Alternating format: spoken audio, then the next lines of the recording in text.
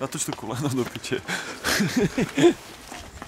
Tak tady vidíte o asfalt odřené tady na parkovišti koleno.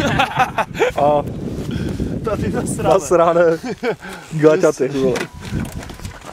Tak pan kolega by rád vysvětlil situaci, která se nazývá Highsider. Já bych to nevysvětloval, Tak poflup se. co musíš vidět na tom, je to na tom víš. Vidíme, no. Čo, hej, dívej. Ukáž, detail. A tak se jeci, kurva, radši rozumím. Prý vole, když už je ta kamera, vole. Natoč ty hory, to je hezké. Hory? To neznají nikdo. Tyhle, to je slunko, to nevím, jo, ale jde to vidět.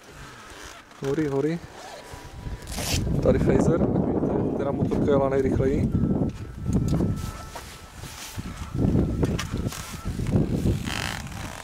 Ale zase jsem se lechl u toho kolena, vole. Jo, bylo to vidět, že se stavil.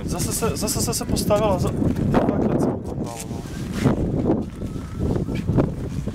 Vidíme, jak to vypadá na tom